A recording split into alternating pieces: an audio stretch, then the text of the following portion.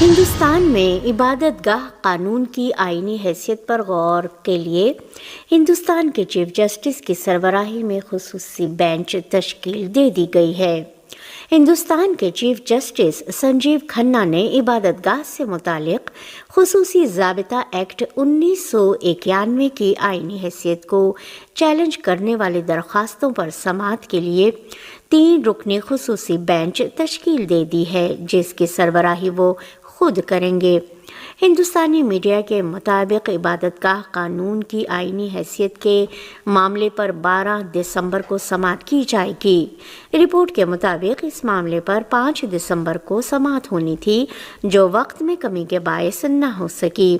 عدالت ان درخواستوں کے ساتھ ان اپیلوں پر بھی غور کرے گی جو اس ایکٹ کی حمایت میں داخل کی گئی ہیں۔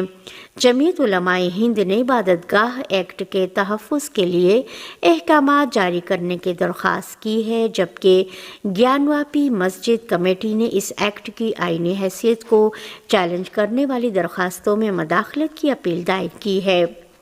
ہندوستان کی عدالت عظمیٰ نے پہلی بار مارچ 2021 میں مرکزی حکومت کو نوٹس جاری کرتے ہوئے عبادت گاہوں کے ایکٹ کو چیلنج کرنے والی درخواست پر جواب طلب کیا تھا، مگر تاحال حکومت نے کوئی جواب نہیں جمع کرایا ہے۔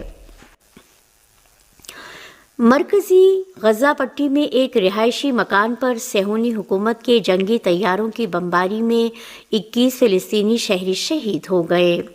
صہیونی حکومت کے جنگی طیاروں نے مرکزی غزہ میں واقع نصیرات کیمپ کے ایک رہائشی مکان پر بمباری کر کے چند بچوں سمیت 21 فلسطینیوں کو شہید کر دیا۔ ہسپتالی ذرائع نے بتایا ہے کہ جمعے کو بھی غزہ کے مختلف علاقوں پر بمباری میں 63 فلسطینی شہید ہوئے تھے، جن میں 35 کا تعلق شمالی غزہ پٹی سے تھا۔ غزہ کے فیلڈ ہاسپٹل کے سربراہ مروان الحمص نے کہا ہے کہ شمالی غزہ میں واقع کمال عدوان اسپتال پر بھی غاصب صہیونی فوجیوں کے حملے کا مقصد اسپتال کو ناکارہ بنانا اور شمالی غزہ کے عوام کو شہر چھوڑنے پر مجبور کرنے کے لیے دباؤ ڈالنا ہے۔ مروان الحمص نے اس بات کی جانب اشارہ کرتے ہوئے کہ صہیونی فوج کے حملوں میں زخمی ہونے والے افراد سڑکوں پر پڑے ہوئے ہیں اور ایک ایمبولینس بھی باقی نہیں بچی ہے جس سے انہیں ہسپتال پہنچایا جائے، یہاں تک کہ غاصب صہیونی فوجیوں نے انڈونیشیا کے ڈاکٹروں کی ٹیم کو بھی ہسپتال سے جانے پر مجبور کر دیا ہے۔ فیلڈ ہسپتال کے سربراہ الحمص نے اس ہسپتال کے اطراف میں غاصب صہیونی فوجیوں کے حملے جاری رہنے کی خبر دی اور کہا کہ غاصبوں کے سنائپر اور ہیلی کاپٹر عوام کو اس علاقے میں آنے جانے سے روک رہے ہیں۔ اس سے قبل کمال عدوان اسپتال کے سربراہ حسام ابو صفیہ نے کہا تھا کہ غاصب صہیونی فوجیوں نے ہسپتال پر براہ راست فائرنگ کی، جس کے نتیجے میں کئی شہری شہید و زخمی ہو گئے۔ یونیسیف کے ترجمان نے غزہ کی صورتحال کو وحشتناک قرار دیا ہے اور کہا ہے کہ غزہ پٹی کی صورتحال وحشتناک ہے اور گولیوں اور فائرنگ کے ساتھ ہی معاشی مسائل کے باعث بھی بچوں کی جان کو خطرہ لاحق ہے۔ یونیسیف کے ترجمان تی سنگرام نے الجزیرہ ٹی وی کو انٹرویو دیتے ہوئے کہا کہ صہیونی جنگی طیاروں کی مسلسل بمباری کے باعث امدادی کارروائیاں رک گئی ہیں اور بچوں کی زندگیوں کو نہ صرف گولیوں اور میزائلوں بلکہ غزہ کے ناگفتہ معاشی حالات کے باعث بھی خطرہ لاحق ہے۔ مولانا فضل الرحمان نے کہا ہے کہ حکومت اپنے وعدوں پر عمل نہیں کر رہی ہے۔ پاکستان کے صوبہ خیبر پختونخوا کے شہر پشاور میں تقریب سے خطاب کرتے ہوئے جمعیت علماء اسلام کے امیر مولانا فضل الرحمان نے کہا ہے کہ بیوروکریسی اور اسٹیبلشمنٹ ہمارے مدرسوں کو شدت پسندی اور انتہا پسندی کی طرف دھکیل رہے ہیں، مگر ہم صبر سے کام لے رہے ہیں۔ بیوروکریسی اور اسٹیبلشمنٹ جتنا چاہیں ہمدردی کے الفاظ استعمال کریں، ہمیں ان پر کوئی اعتماد نہیں۔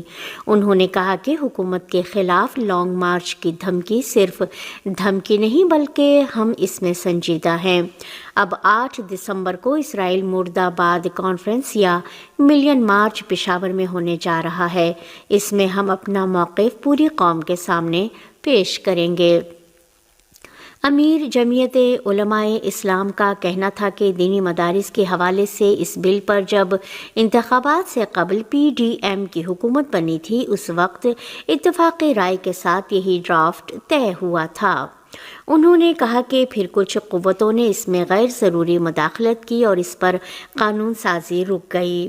وزیر اعظم شہباز شریف کی جانب سے یقین دہانی کے حوالے سے فون کال کیے جانے کی بابت سوال کے جواب میں مولانا فضل الرحمان نے بتایا کہ وہ ہر دم کہتے رہے ہیں کہ ہم اس پر بات کرنا چاہتے ہیں اور ہم اس پر معاملات ٹھیک کرنا چاہتے ہیں، لیکن یہ گفتگو تو اچھی ہے، لیکن میں وزیر اعظم کے ایک ٹیلی فون پر کس طریقے سے اپنے موقف میں لچک پیدا کروں یا ہم اپنے ہدف سے پیچھے کیوں ہٹیں۔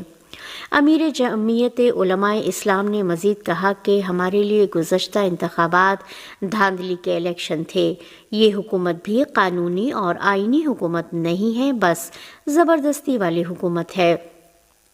اگر کوئی تبدیلی آئے گی تو ہم اس کا حصہ نہیں ہوں گے۔ واضح رہے کہ جمعیت علماء اسلام نے دینی مدارس سے متعلق بل کی منظوری کے لیے وفاقی حکومت کو 8 دسمبر یعنی کل تک کی ڈیڈ لائن دی ہے، اور مولانا عبدالغفور حیدری نے متنبہ کیا ہے کہ 8 دسمبر تک بل منظور نہ کیا گیا تو اسلام آباد کا رخ کریں گے۔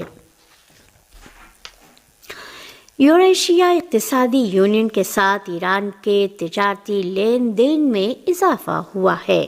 ارنا نیوز کے مطابق یوریشیا اقتصادی یونین EAEU نے اپنی ایک رپورٹ میں بتایا ہے کہ رواں برس ستمبر کے مہینے تک اس یونین کے ساتھ ایران کے تجارتی لین دین میں گزشتہ برس کے نسبت 11% کا اضافہ ریکارڈ کیا گیا ہے۔ رپورٹ کے مطابق یوریشیا یونین کے رکن ممالک کے لیے ایران سے زیادہ تر سبزیاں اور خشک میوہ جات درآمد کیے گئے ہیں، اور اس 11% اضافے میں بھی 10% اضافہ ایران کی زرعی اجناس سے مخصوص رہا ہے۔ گزشتہ برسوں کے دوران ایران یوریشیا تنظیم کے رکن ممالک کے لیے اپنی نان پیٹرولیم مصنوعات کی برآمدات میں قابل توجہ حد تک اضافہ کرنے میں کامیاب رہا ہے۔ ایران کی نان پیٹرولیم مصنوعات کی برآمدات عالمی اقتصادی پابندیوں کے پیش نظر اہم سمجھی جاتی ہیں۔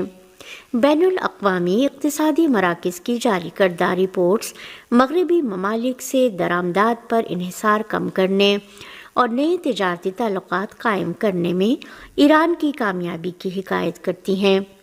قابل ذکر ہے کہ یوریشیا ایک اقتصادی یونین ہے جس میں آرمینیا، بیلاروس، روس، قزاقستان اور قرقیزستان شامل ہیں، جبکہ ازبکستان، مالدووا اور کیوبا اس تنظیم میں مؤثر ممالک کی حیثیت سے موجود ہے۔ اس یونین کی داغ پیل 10 سال قبل 2014 میں ڈالی گئی تھی۔ جارجیا کے ہزاروں مظاہرین نے یورپی یونین میں اس ملک کی رکنیت کے لیے مذاکرات کو ملتوی کیے جانے کے اعلان کے خلاف مسلسل 9ویں دن بھی اپنا احتجاج جاری رکھا۔ جارجیا کے وزیر اعظم کی جانب سے یورپی یونین کی رکنیت کے لیے انجام پانے والے مذاکرات کو 2028 تک ملتوی کیے جانے کے بیانات کے بعد جارجیا کے عوام نے مظاہرے شروع کر دیے ہیں۔ جارجیا کے عوام مسلسل 9 راتوں سے پارلیمنٹ ہاؤس کے سامنے وزیر اعظم کے فیصلے کے خلاف مظاہرے کر رہے ہیں۔ پولیس نے مظاہرین کو منتشر کرنے کے لیے آنسو گیس اور پلاسٹک کی گولیوں کے استعمال کے ساتھ ہی لاٹھی چارج بھی کیا۔ جارجیا کی وزارت داخلہ نے 200 سے زیادہ افراد کو گرفتار کر لیے جانے کی خبر دی ہے۔